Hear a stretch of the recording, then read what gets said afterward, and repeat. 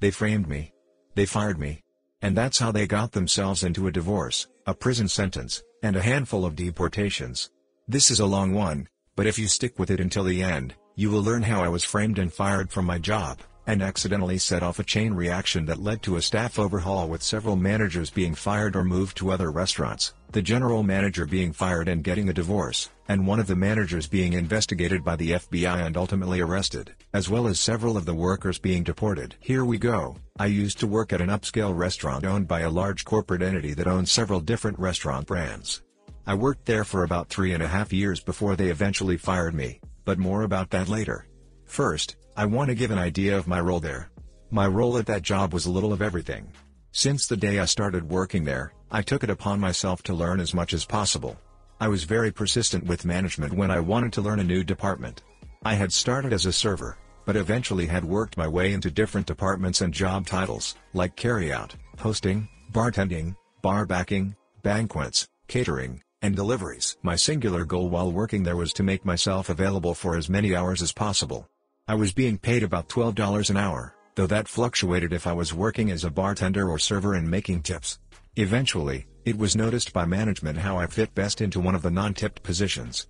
I was so good at it that they decided to try me out as an unofficial supervisor over the team that worked in carryout, catering, and deliveries, as those were all one department. I knew this was going to ultimately mean a few less hours since I would only be working one department, so I negotiated with management to increase my pay by about $1.50. Since I was taking on additional responsibilities, they were satisfied with the pay increase.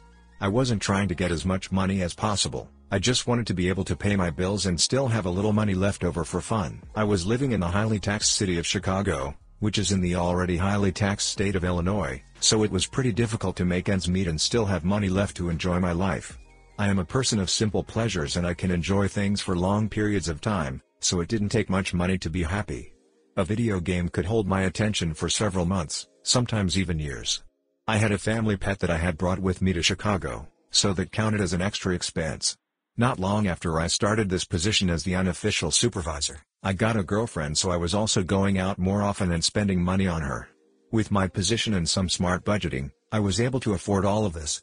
The money wasn't an issue, but management had a high turnover rate, so the incoming managers often did not know what the department entailed or how important hours were to workers of these departments. Eventually, it was noted that our current general manager was going to be fired and replaced. The incoming general manager was supposed to be some rock star when it came to improving restaurants. We looked up his name and found him as the first search result on Google. But the entry wasn't some glowing review of his work ethic or of his impeccable ability to improve the way a restaurant runs. It was actually a mugshot and a police report filed for repeated offenses against his wife. This is important later. We'll call him Harvey. Shortly after Harvey came in and started making changes, one of our best managers gave her resignation. She refused to work with him, and like an oracle, told us to expect lots of annoyment, misogynistic comments, and for him to eventually run this place into the ground. Not long after she left, our general manager began replacing our current managers with hand-picked people that he had worked with in the past. Eventually all but one manager was replaced. That manager was the kitchen manager. We will call him Frito. Frito had been there since I had started working there.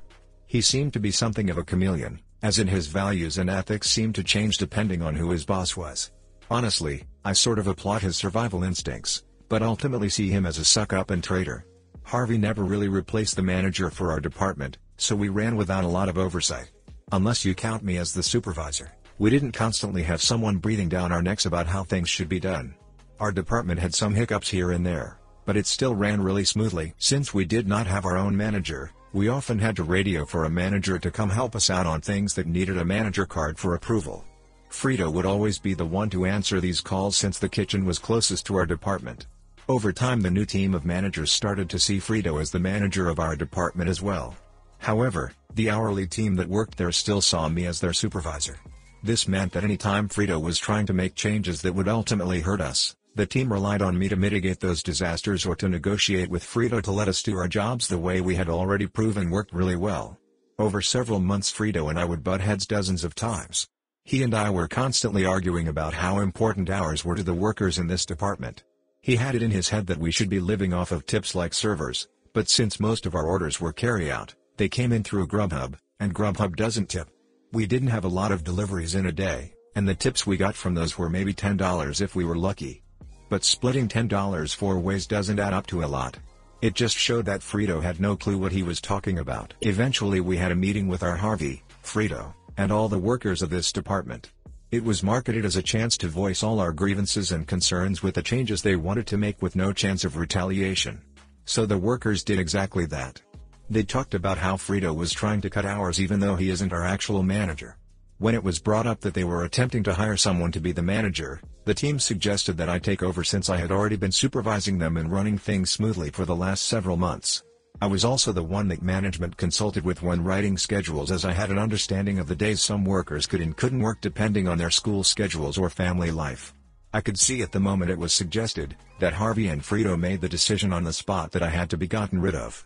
Although they didn't say it, I could see the look they gave each other, and instinctively knew that my days at this place were numbered and my job was going to be getting the axe one way or another. They made a bunch of promises to us about not cutting hours. They told us that they would stop sending all but one person home early and only leaving one person to clean everything and close up by themselves, as this wasn't a small department and it was simply too much for one person to do alone while still meeting health and safety standards. They promised that whatever hours we were scheduled for, we would work. We weren't trying to be unreasonable, so we told them that we usually have 3 or 4 people scheduled to work our department. They could cut 2 of them early, but we always needed at least 2 people here to help close properly. The promise was made that they would always have at least 2 closers. However, only about a week later, they started sending all but one person home early again every night. One night they tried to do it while I was scheduled as the closer, and we had just returned from a massive catering event and there was an unbelievable amount of cleanup left to do for one person. When Frito came in and tried to send everyone except me home, I stepped up and told him that he was consistently breaking the promise he had made it to us during the meeting. He looked me square in the face and told me to stop complaining about it, and if I was going to keep trying to talk to him about him breaking his promises, he could easily find someone who could work my shifts. I quickly realized that this was an assassination attempt on my job. He wanted me to press it further.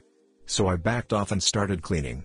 I ended up having to stay way late, and that meant overtime pay anyway. I got a write-up for that, since we aren't allowed to work overtime without a manager's approval. When I refused to sign the write-up, pointing out that I had tried to explain to Frito that I wouldn't be able to clean up all that stuff alone before my scheduled shift ended, I was allowed to leave without signing the write-up, but only because the HR rep that was present at the time wasn't one of Harvey's cronies. Skip ahead to the day I was fired. It is important to note at this point that I always came into work an hour early. Since we lived in Chicago, food was expensive. However, at our job we were allowed to have as much free soup and bread as we liked. So I would come into work 1 hour early every day so I could have some soup and bread for lunch before my shift. But on this day, when I walked into the kitchen to get myself some soup, one of the line cooks told me that he had a dish that had been cancelled after he cooked it, and Frito had told him to give it to someone. He assured me Frito had already comped it and that it was free to take for whoever wanted it. It just so happened to be my favorite appetizer, so I happily took the free food. Not long after I got to my booth, both Harvey and Frito approached me and asked me if I had put in a ticket for that food. I told them that the line cook had given it to me and said it was the cancelled order that Frito had already calmed. Frito looked dumbfounded and said he had no idea what I was talking about. So Harvey told me, "I think you know that's theft. Go ahead and finish the food and then grab my stuff and go. That's the last meal you'll be having here." I tried to explain to them that I had been given this food by the line cook, but they refused to listen, so I offered to take them to the kitchen to clear it up with the cook. But by the time I had gone back to the kitchen with them to talk to the line cook, he had already gone home for the day.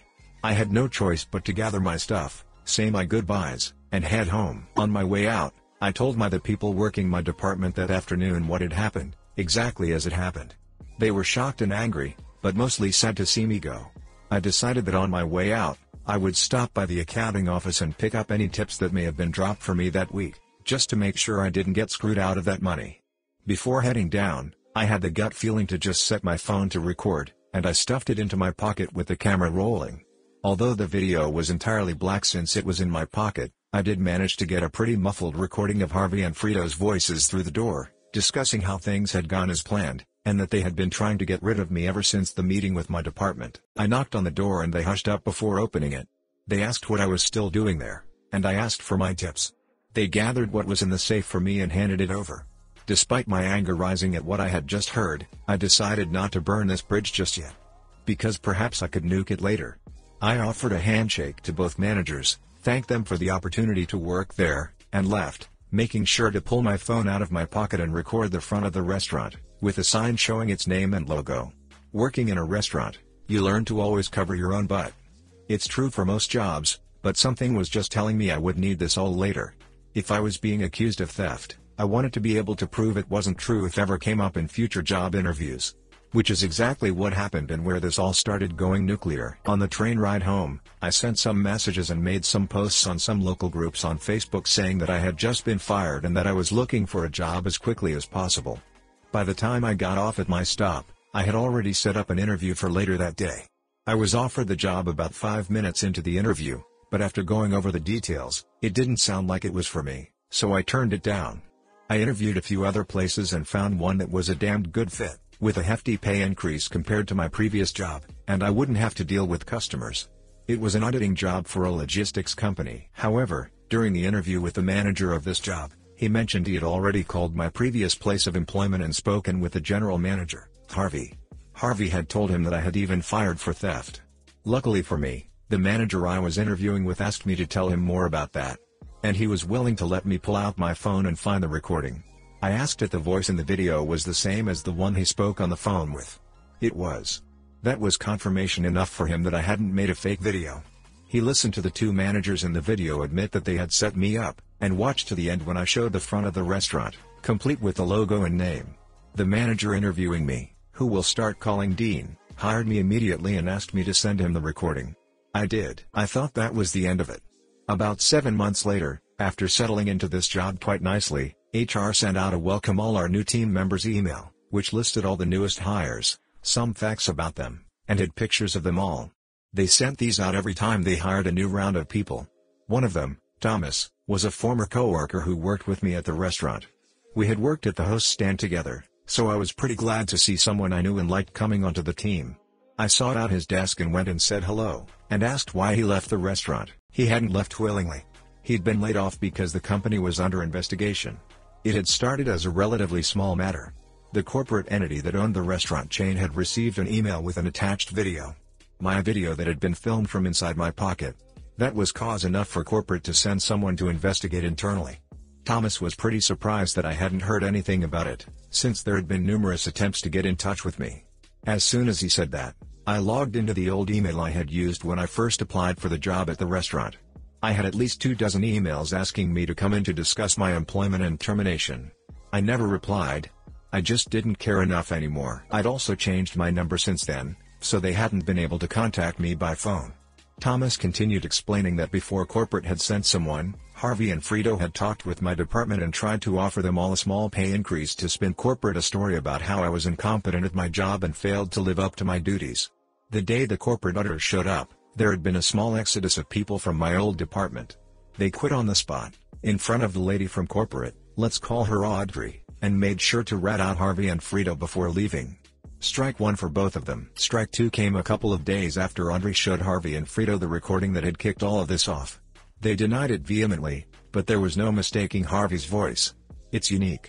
Not only that, but the video also picked up their voice and mine when we shook hands and had a friendly parting of the ways, which was something they had already bragged about to Audrey, thinking it made them look better that we were able to part on good terms. This wasn't the actual strike two.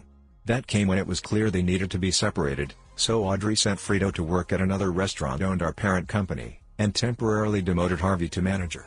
This tore them apart. They had once been an inseparable evil team, but the pressure of the investigation must have pushed them over the edge. They ended up at each other's throats. On Facebook, on a public post on the company page. The post had since been deleted, but Thomas explained it as the following. Frito had been pictured in the Facebook post on the restaurant page, and Harvey made a passive-aggressive comment about how Frito shouldn't even be in the picture since had been moved to another restaurant due to misconduct. Frito saw this comment and said something along the lines of, at least when people Google my name, I don't show up as the guy that hurt his wife. To which Harvey responded, very funny from the guy who was cheating on his wife with Janet's sister.